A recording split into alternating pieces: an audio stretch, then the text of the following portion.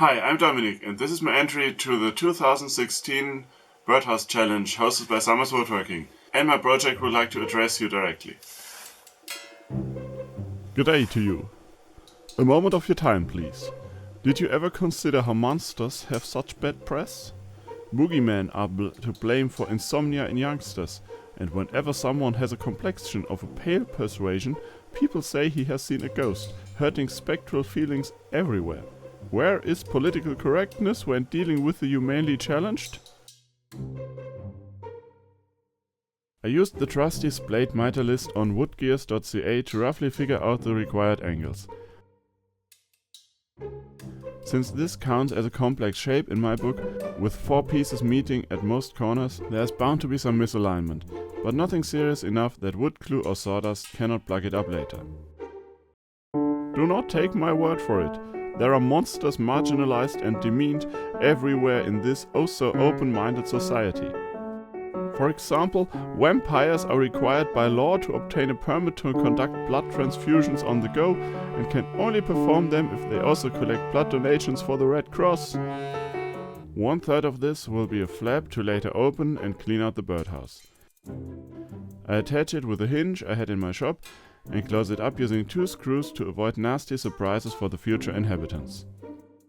Also, I made a bottom piece on the miter saw, which fit more or rather less well, but could be made to fit well enough with glue and sawdust. This was actually meant to be something else. More on that later. But here I decided to turn it into a birdhouse, mainly by drilling an appropriately sized hole for, well, birds. Werewolves, once fearsome beasts, now find themselves subject to relocation efforts to regions where wolves have gone extinct. What's worse, instead of being hunted with silver bullets, they find themselves scratched between the ears until they roll over to get a belly rub.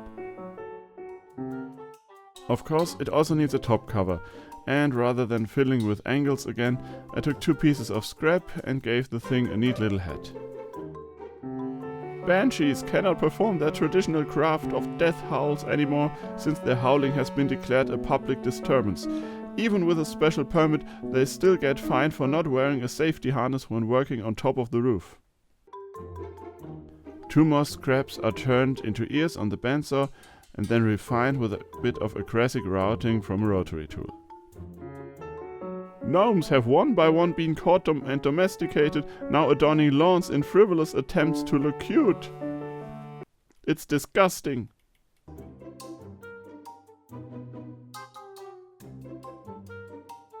I have to reiterate that this was by no means an attempt at a self-portrait. I simply sketched a hideous face around the bird hole and started removing material from the thankfully thick stock. Demons, once considered the epitome of monsterhood, are now forced to work in email distribution. The best advice I can give you when power carving like this is to overdo it. Subtle changes tend to get lost as the project progresses, especially when viewed from a distance.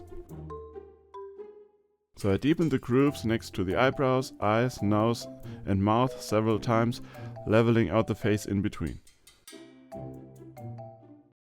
Trolls are wrongfully blamed for bad conduct in social networks, when most of them do not even have internet access under the bridges they hide under.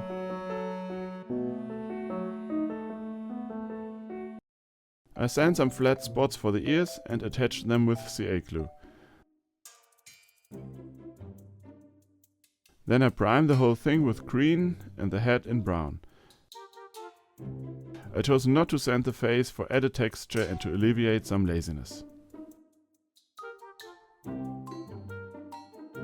A second coat of less healthy complexion is added and some dry brushing, dipping the brush and then removing most of the paint, serves to bring out all the hideous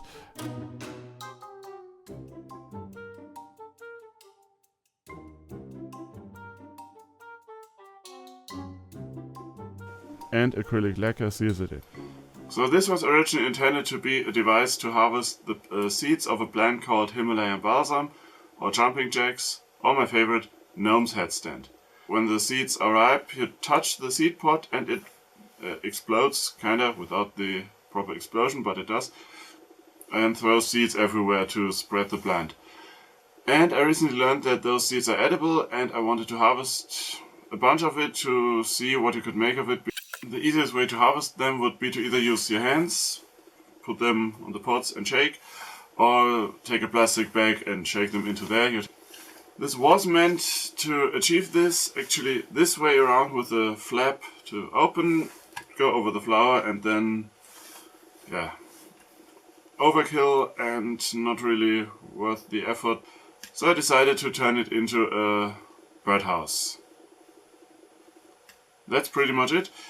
And any last words? And I?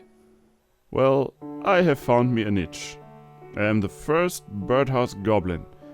I perform an important role for society and the ecosystem, and once the birds have settled in, I will feast on them and...